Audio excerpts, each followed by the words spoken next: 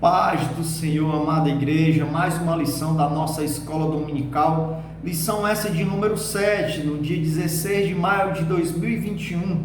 Temos por título da lição o Ministério de Profeta. O nosso textuário vai falar assim: e há uns por Deus na igreja, primeiramente apóstolos, em segundo lugar profetas, em terceiro lugar doutores, depois milagres, depois dons de curar, socorros, governos, variedade de línguas, que está escrito lá em 1 Coríntios 12, 28. A nossa verdade prática: o ministério de profeta é fundamental para a igreja de Cristo nos dias atuais. A nossa leitura bíblica em classe se encontra lá no livro de 1 Coríntios 12, do 27 ao 29, e Efésios 4, do 11 ao 13. A palavra do Senhor lá em 1 Coríntios 12 vai dizer assim, 12, 27. Ora, vós sois o corpo de Cristo e seus membros em particular. E a uns pôs Deus na igreja, primeiramente apóstolos, em segundo lugar profetas, em terceiro lugar doutores, depois milagres, depois dons de curar, socorros, governos e variedades de línguas. Porventura são todos apóstolos? São todos profetas? São todos doutores? São todos operadores de milagres? Efésios 4, 11.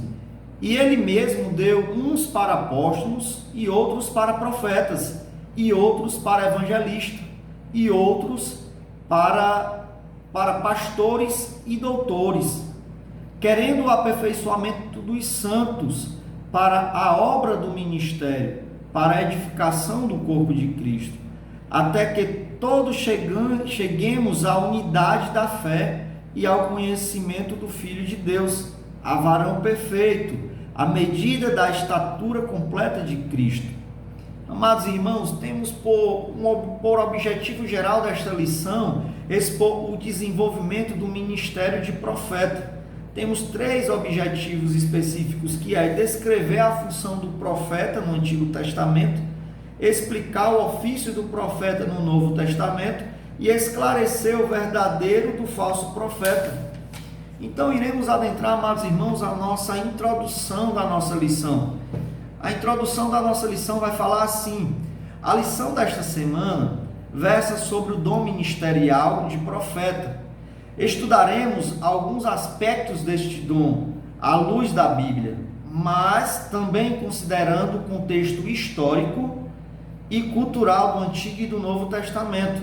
O ministério de profeta é altamente importante para os nossos dias, pois, de acordo com o ensino dos apóstolos, tal ministério tem um valor excelso para a igreja, de qualquer tempo e lugar. Amados irmãos, nessa introdução a gente já começa a entender que é necessário esse ministério de profeta nos nossos tempos. Então, de acordo com o que a gente for entrando na lição, os irmãos vão ver tópico a tópico junto comigo e vão começar a entender o que seria essa questão do profeta, se existe ainda profeta nos tempos de hoje, como era o comportamento do profeta no Antigo Testamento. E essa leve introdução, ela vem falando daquilo que nós iremos ver durante a lição de hoje. No primeiro tópico desta lição, a gente vai falar sobre os profetas do Antigo Testamento. A gente vai conceituar o que seria esse profeta do Antigo Testamento.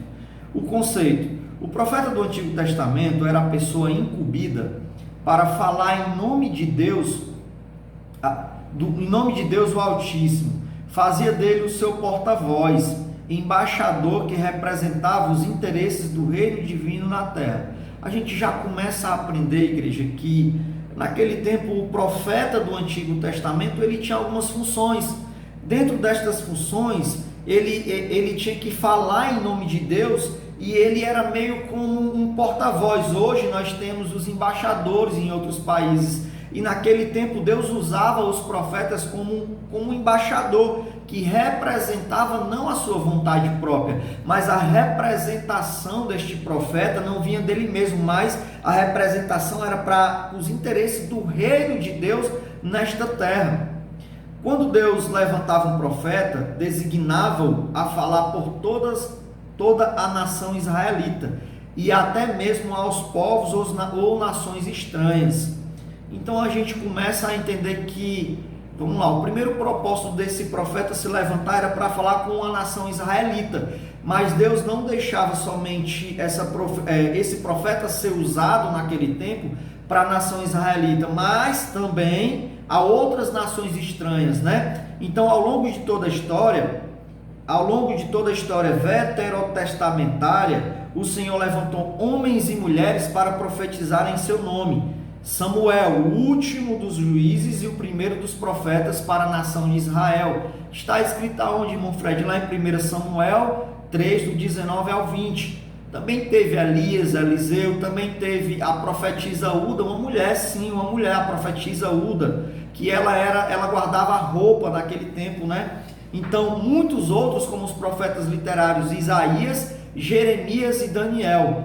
Então, amados irmãos, é de suma importância os irmãos que manuseiam a revista da escola dominical ter esse aprimoramento de pesquisar. Então eu vou deixar alguns textos aqui para os irmãos pesquisarem a respeito dos profetas do Antigo Testamento, esse tal a qual eu citei. Os irmãos fazem essa anotação, por curiosidade, vai lá, medita, traz aquilo que a gente está trazendo como ensinamento e verifica na escritura. Pega lá o primeiro texto, né, que vai falar sobre a questão de Samuel. Está escrito lá em 1 Samuel 3, do 19 ao 20, pode anotar. Também o texto que fala sobre Elias e Eliseu, que também era um profeta, está escrito lá em 1 Reis, no capítulo 18, do 18 ao 46. Também está escrito a respeito de Elias e Eliseu em 2 Reis, no capítulo 2, do 1 ao 25. E sobre a profetisa Uda, está escrito lá em 2 Reis, do 22, do 14 ao 20. E muitos outros profetas, como os profetas literários, que vocês já pesquisam, eu sei que vocês já leem na Bíblia a respeito de Isaías, Jeremias e Daniel. Então, eu fecho esse primeiro tópico dizendo que o ponto central desse primeiro tópico é que Deus ele usava os profetas para mandar mensagens espontâneas e provenientes diretamente do Espírito Santo. Então a gente começa a entender que o profeta ele não é uma adivinha. O profeta em si ele é um vaso usado na mão do Senhor, fazendo a vontade de Deus, e tudo que ele recebe não é proveniente dele mesmo, mas sim do Espírito Santo de Deus. Então agora a gente vai entender o ofício desse profeta baseado no Antigo Testamento. Através da inspiração divina, o profeta ele recebia uma revelação que desvendava o oculto e anunciava juízo e emitia conselhos e advertências divinas. Opa, vamos lá. Quando você olha o ofício do profeta, ele não era para estar se exaltando, nem muito menos para estar entregando aquilo que não vinha de Deus. Mas a gente começa a entender que essa inspiração divina que Deus dava a ele a respeito da revelação, ele revelava aquilo que estava em oculto, ele anunciava o juízo, que era o conserto, e ele emitia conselhos e advertências divinas. Então você vê que o profeta ele não trazia somente, quando ele era usado, ele não trazia somente uma palavra para derrubar, uma palavra só para dar ânimo. Ele trazia todo um contexto. O ofício dele era contextualizar aquilo que vinha direto de Deus para corrigir, exortar e levantar, porque vinha direto de Deus e o povo escutava. E como nos dias de hoje existem vários profetas que Deus usa de uma maneira sobrenatural, porque a palavra vem totalmente de Deus, até mesmo os pastores, até mesmo os profetas que se levantam para falar algo de Deus, a gente faz prova, mas a gente sabe quando vem da parte de Deus, porque mais lá na frente a gente vai entender que os profetas deste tempo de hoje, nós não conheceremos por outra coisa senão pelos seus frutos. Então isso aí fica para mais na frente, mas eu já deixo esse atento aos irmãos. Então, voltando à palavra a respeito do ofício destes profetas, vai dizer assim também: veio a mim a palavra do Senhor, e assim diz o Senhor. Eram formas usuais para o profeta começar a mensagem divina, que está escrita onde? Olha, anota esse ponto, lá em Jeremias 1, do 4 e também Isaías 45, os irmãos vão entender, e por que o irmão Fred está sempre falando esse texto, falando os textos e pedindo para os irmãos anotarem, para ficar uma coisa dinâmica. Eu sei que agora vocês estão somente assistindo, mas para surgir o interesse de procurar a respeito do que está escrito, porque você aprende e eu aprendo também. Então a gente vai ver que essas fórmulas usuais para o profeta eram fórmulas que eram mensagens totalmente vindas direto do céu, mensagem divina. Então, símbolos e visões também eram formas de Deus falar através dos profetas ao seu povo. Está escrito aonde, irmão Fred? Jeremias 31, 28, Daniel 7, 1. O profeta também exerceu um importante papel de conselheiro na história do reinado de Israel. Natan, que está escrito lá em 2 Samuel 12, 1, 1 Reis 1, 8, 10 e 11. Contudo, após a divisão do reino de Israel, o profeta passou a ser perseguido, pois sua profecia confrontava diretamente a prepotência da nobreza, a dissimulação do sacerdote e a injustiça social. Irmão Fred, me dá a base desse texto, me dá a base dessa evidência bíblica. Vocês vão encontrar lá em Jeremias, no capítulo 1, no verso 18 e 19, como também em Jeremias 1, 5, do 30 ao 31, e Isaías 58, do 1 ao 12. Então, amados irmãos, a gente começa a entender, a fechar essa parte do ofício, a gente começa a entender que nesse segundo tópico, o profeta, ele quando naquele tempo ele levava a palavra do reino de Deus, ele levava o confronto, e muitas vezes aqueles reis, aquelas pessoas que recebiam essa profecia, eles não se agradavam. Por quê? Porque a profecia ela confrontava diretamente a prepotência da nobreza, né? E ele também ele revelava a dissimulação dos sacerdotes. Ora, muito que provável hoje, os profetas de hoje, quando se levantar com uma voz altiva contra aqueles que se acham soberbos, contra aqueles até mesmo que se encontram na função, quer seja dentro da igreja, ter funções ou não, que se levanta para trazer uma palavra de correção, o povo hoje ele está muito disperso a receber uma palavra de correção. Eu creio que da mesma maneira que os profetas daquele tempo eles foram perseguidos, talvez hoje, se um profeta se levantar para levar algo de Deus até a nós, muitas vezes a gente possa ser que fique, oh Deus, eu vou fazer prova de ti. Mas lembre-se que a palavra de Deus ela traz conforto, a palavra de Deus ela vai trazer correção, e isso nos leva ao céu. Então muitas vezes nos dias de hoje, se nós, volto a dizer, se nós estiver na condição de prepotência, de dissimulação, talvez a gente não receba a profecia vinda da parte de Deus de uma forma agradável, porque temos que se corrigir, porque temos que estar diante de Deus corrigido, até mesmo porque é impossível agradar a Deus e estar indo ao céu se não tiver santidade. Então a gente fecha esse ofício, ficou bem clara a questão do ofício que o profeta tinha no Antigo Testamento. A gente viu que o profeta do Antigo Testamento, a gente conceituou que ele era um homem escolhido, ou uma mulher escolhida por Deus, ele recebia essa revelação divina, e a revelação não vinha da parte dele, Deus se revelava para com ele, para ser distribuído à nação de Israel e a outros povos. Como também o ofício deles era pegar isso que Deus entregava como palavra e anunciar, independente que as pessoas crescem ou gostassem ou não, mas eram se anunciar. Então a gente vai passar para o tópico 3, do primeiro tópico, que vai falar sobre o profetismo, né? De acordo com o dicionário teológico da nossa CPAD, o profetismo foi um movimento que surgiu no período aproximado do século 8, né? Antes de Cristo, tanto em Israel quanto em Judá. O objetivo desse movimento era restaurar o monoteísmo hebreu, combater a idolatria e denunciar as injustiças sociais, proclamar o dia do Senhor e reavivar a esperança messiânica. Foi nesse tempo que os verdadeiros profetas em Israel foram cruelmente surrados, presos e mortos. Ora, igreja, nós começamos a entender que, da mesma forma que naquele tempo as pessoas já não acreditavam mais em profecia, criou-se esse movimento ele surgiu-se no ano 8 a.C. para poder trazer à tona a questão que a esperança messiânica, que existiria sim o Messias, a restauração do monoteísmo hebreu e também combater a idolatria.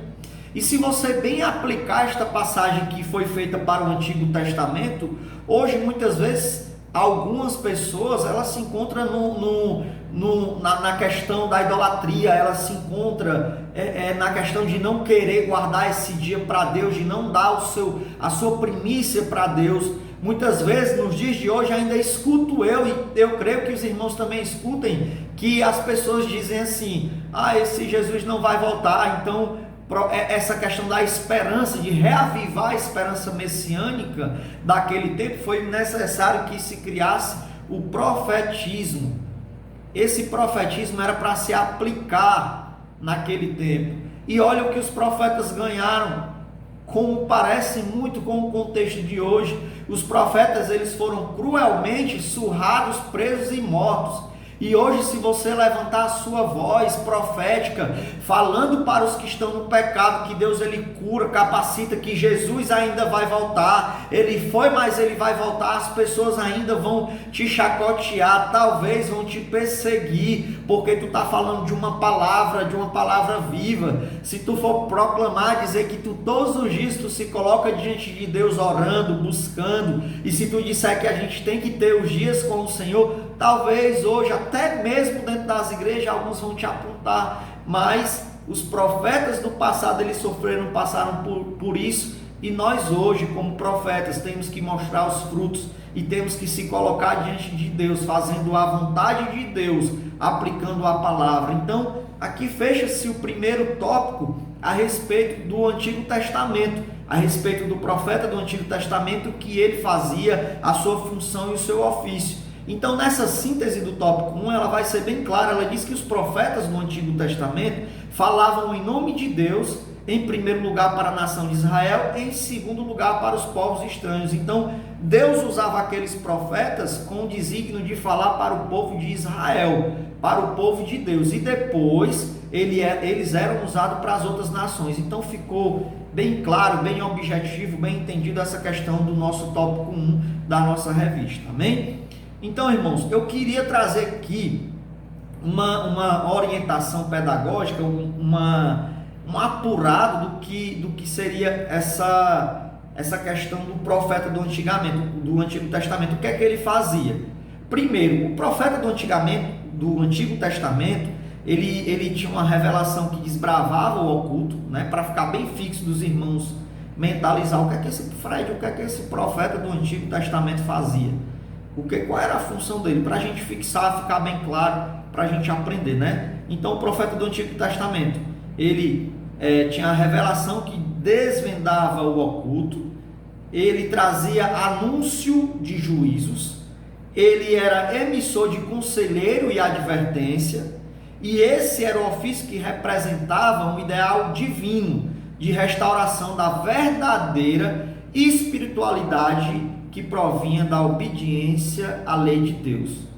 Então o profeta ele é usado nesses três aspectos para trazer o quê? Ele se revelava, a pessoa se arrependia e ele aconselhava as pessoas para que essas pessoas pudessem se fortalecer diante da sua espiritualidade e ter mais uma comunhão, mais uma busca, mais uma presença de Deus, porque aquela profecia não vinha dele, mas vinha do nosso Senhor, vinha direto do trono de Deus, vinha de Deus para com os profetas. Então, amados irmãos, iremos adentrar agora no tópico 2 da nossa lição, que vai falar sobre o profeta no Novo Testamento. O nosso tópico 1 do tópico 2 vai falar sobre a importância do termo profeta no Novo Testamento. Como já vimos lá em Efésios, anota aí, Efésios 4:11, são mencionados 5 ministérios que exerciam papéis fundamentais na liderança da igreja. E Que funções eram essas? Quais são essas funções, irmão Fred? No Antigo Testamento, na liderança da igreja antiga, tinha quem? Tinha os apóstolos, tinha profetas, olha, em segundo lugar, profetas, evangelistas, pastores e doutores. Não por acaso o termo profeta aparece na segunda posição da lista apresentada lá em 1 Coríntios 12, 28. Anota aí que lá no início da nossa lição a gente leu lá, quem leu o textuário vai saber que está lá também, anota aí. Efésios 4:11, como já foi citado, também fala. O profeta é identificado 3 vezes na epístola aos Efésios como alguém que acompanhava os apóstolos, né? Então a Bíblia ela afirma que os co-cidadãos dos santos e da família de Deus estão edificados sobre o fundamento dos apóstolos e dos profetas. Lá em Efésios 2:19 e 20. Aqui a Bíblia denota a importância do ministério de profeta na liderança da igreja do primeiro século. Então esse apurado da igreja do primeiro século, a gente via que os profetas eles andavam juntinho com os apóstolos. Então, desta maneira, nós entendemos que o profeta ele ainda continuava recebendo revelação divina e ele era usado naquele tempo, junto com os apóstolos, para a edificação da igreja, né? Para fazer com que a liderança da igreja ela tomasse posição e tivesse discernimento e aplicasse para aquele povo, né? Então iremos adentrar agora o segundo tópico, né? Vamos falar sobre o ofício do profeta neotestamentário. O seu ministério no Novo Testamento não consistia em predizer o futuro, adivinhar o presente ou ficar fora de si. Olha que ponto importantíssimo. Muitas vezes a gente, em algumas orações ou talvez em alguns momentos de emoção de alguns irmãos, a gente meio que recebe alguma profecia de algum irmão relacionado a algo do futuro. Então o próprio Deus ele faz com que essas adivinhações de futuro não venham dele, né? Então a gente aprende que não consiste o ministério de profecia adivinhar o que há por vir, né? Não consiste adivinhar o presente ou ficar fora de si. Muitas vezes a gente se encontra, às vezes a gente vê pessoas que até mesmo ficam atônicas, fora de si, querendo entregar algo de Deus. E eu volto a dizer, a gente vai conhecer o verdadeiro profeta pelos frutos. Então faz prova, igreja, se liga neste texto e vê como se pode se aplicar nos seus dias. Quando acontecer essas coisas, olhem, verifiquem as escrituras, façam prova de Deus, amém? Então, não de acordo com o comentário bíblico pentecostal no Novo Testamento, o profeta neotestamentário era dotado por Deus para receber e mediar diretamente a palavra do Altíssimo. Então, o que esse profeta fazia? Ele recebia, né? No neotestamentário, ele era dotado por Deus para receber e mediar diretamente a palavra do Altíssimo. Então ele recebia da parte de Deus algo e imediatamente ele se aplicava. Ele não era um profeta que recebeu aqui, passou 10, 15 dias, 20, 1 ano, 2 anos e ia atrás de entregar a profecia, não. Imediatamente ele era usado na presença de Deus para entregar, ele como porta-voz para entregar aquilo que vinha da parte de Deus, né? Então vamos lá. O seu ofício consiste em proclamar e interpretar a palavra de Deus por vocação divina, com vistas à admoestação, exortação, ânimo, consolação e edificação da igreja. Olha que ponto importantíssimo. Olha, eu fico maravilhado com Deus, porque Deus ele não vai trazer uma palavra somente para te corrigir, te abatendo, mas ele diz, olha o ofício, o que o profeta, quando a palavra realmente vem de Deus, ela faz o quê? Fred, como é que eu faço para saber se essa palavra vem de Deus? Olha aí, primeiro a palavra ela consiste em proclamar, a palavra de Deus por vocação divina, ela tem como vista, ela te admoesta, ela te exorta, ela te dá ânimo e ela te consola e depois ela te edifica.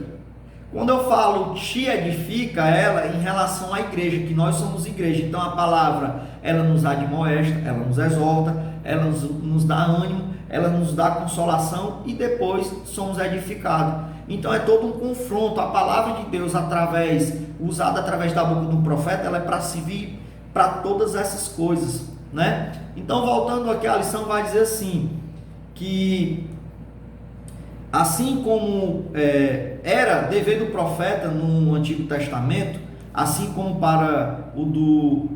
era no Novo Testamento, assim como era no Antigo Testamento, desmascarar o pecado, proclamar a justiça e advertir do juízo vindouro e combater o mundanismo e frieza espiritual entre o povo de Deus, que está escrito onde, irmão Fred? Anota aí lá em Lucas 1, 14 e 17. Ora, se toda essa passagem que eu estou lendo aqui a gente não tem vivido hoje, olha aí, os profetas de hoje que são usados, eles vão desmascarar o pecado, não de uma forma, como que eu posso dizer, não envergonhando o irmão, mas aquele que está em pecado, que está cometendo aquele pecadinho, ele vai saber. E o profeta, quando ele usa esse que está em pecado, ele testifica e ele é desmascarado, o pecado dele é revelado de uma forma até mesmo para com ele. E aí Deus, ele proclama a justiça em cima deste pecador.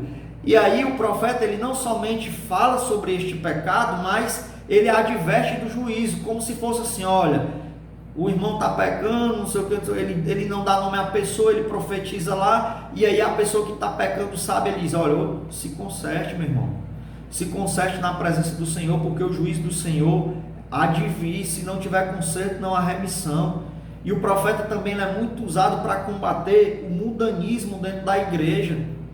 A tradição da Assembleia de Deus, a tradição da nossa igreja é uma tradição maravilhosa que nos leva aí ao céu. Então, o mundanismo, ele não pode estar dentro da igreja, porque a partir do momento que esse mundanismo entra dentro da igreja, acontece uma frieza espiritual entre o povo de Deus, e a gente não pode aceitar isso. A gente tem que usar a nossa boca como uma parte profética que vem de Deus, que receba de Deus e vem de Deus. E, irmão Fred, Deus pode te usar através da palavra, através de sonhos, através de revelação para contigo, mas faça, se Deus mandar, profetize, se você vê que vem da parte de Deus, porque os seus frutos estão sendo colocados à prova. Não dê lugar à sua emoção, então busque a Deus e peça a Deus esse dom. Por causa da mensagem, a justiça que o profeta apresenta em tempos de apostasia e confusão espiritual, inclusive na igreja, não há outro jeito, ela fatalmente será rejeitada e perseguida por muitos. É isso, tudo isso que a gente vem falando desde o início da lição. Independente dos tempos que os profetas se levantem e vá falar da parte de Deus para coabir, para poder amenizar essa questão do mundanismo dentro da igreja, do pecado em oculto, da frieza espiritual, vai ter pessoas que vão se levantar, isso é inevitável, vai ter pessoas que vão se levantar contra os profetas. E se vocês se encontra na condição de profeta, não temas, não tenha medo, porque Deus, ele vai se responsabilizar se vier da parte dele. E se você passar por isso, você não é menor nem maior do que aqueles que já passaram, né? Então, iremos adentrar aqui o nosso tópico 3, do segundo tópico da lição, que vai falar sobre o objetivo do dom ministerial de profeta. A função do profeta do Novo Testamento é apresentada por Paulo no mesmo bloco de versículos em que ele menciona os 5 ministérios lá em Efésios 4, 11 e 16. Ou seja, o profeta é chamado por Deus a levar a igreja de Cristo a uma plena maturidade cristã, pois com um organismo vivo, a igreja é corpo de Cristo. Deve-se desenvolver-se para edificação em amor, para que tal seja uma realidade. Os profetas do Senhor devem desempenhar suas funções capacitados e dirigidos pelo Espírito Santo. Então essa parte que, se você sente que Deus lhe usa como profeta, você tem que se colocar diante de Deus pedindo para Ele lhe capacitar, porque os profetas que são usados pelo Senhor, ele não tem a capacidade humana em si, mas ele tem a capacidade que vem do alto. Então peça a Deus, se você se acha profeta, se você está na condição de profeta, peça a Deus ser tomada como infalível, mas julgada, avaliada por outros profetas da igreja local. Então, irmãos, iremos adentrar o nosso tópico 3 da lição, que vai falar sobre discernindo o verdadeiro profeta do falso profeta. Ora, se tem o verdadeiro profeta, vai ter-se também o falso profeta, né? Então, o tópico 1 vai dizer simplicidade versus arrogância. Duas características do verdadeiro profeta são a simplicidade e o amor, ainda que a palavra seja de juízo. O coração do profeta transborda de amor e a sua conduta simples demonstra a quem ele está servindo, o Deus de amor. Lembremos-nos de Jeremias, que está escrito lá em Jeremias 38, 14 ao 27, Oséias 8, 12, e do próprio Senhor Jesus, que está escrito lá em Mateus 23, 37. Já o falso profeta só pensa em si, em seu status e benefícios, profetiza objetivando a autopromoção, e ele mente, ilude e engana.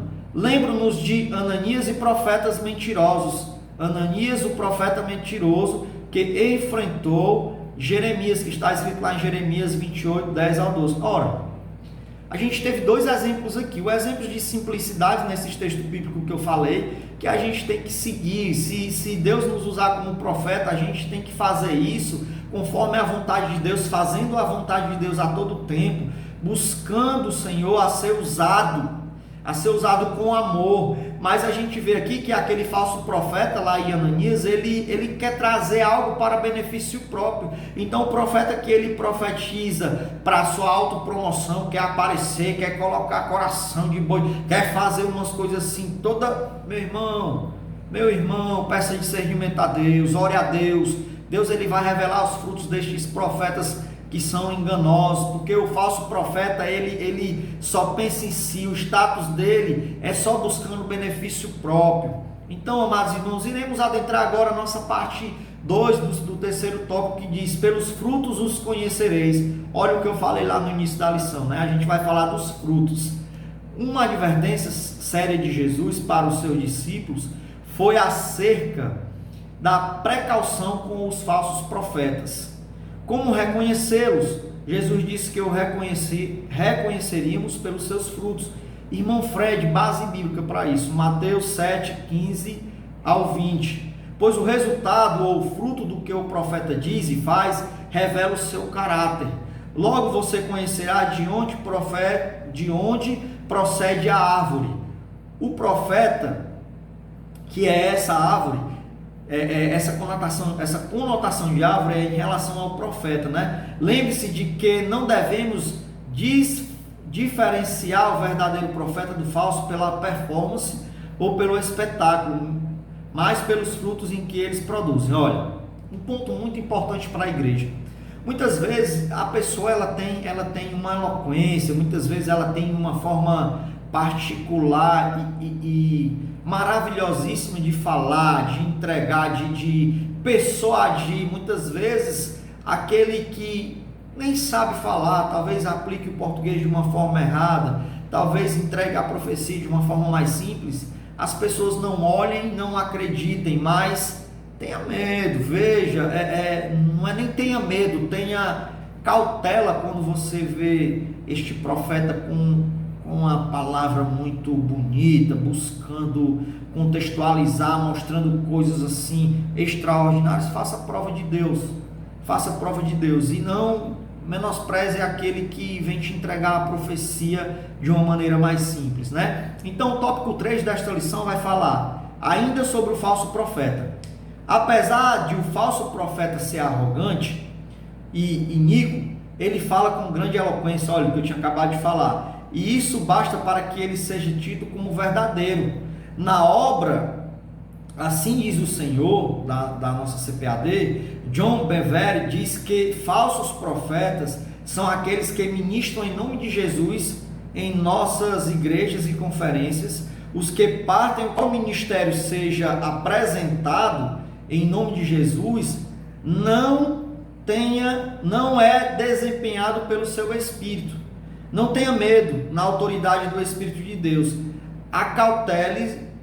Acautele-se dos falsos profetas. Seja prudente. O Espírito Santo, mediante o Evangelho, te fará discernir a profecia desses enganadores. Então iremos entrar na conclusão da nossa revista, que diz assim: Acabamos de estudar o exercício do ministério de profeta no Antigo e no Novo Testamento.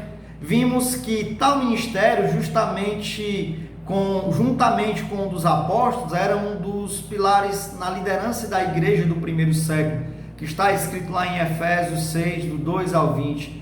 Apesar de, ao longo da história da igreja, o ministério de profeta ter perdido preeminência, sabemos o quanto ele é importante para a vida espiritual da igreja de Cristo.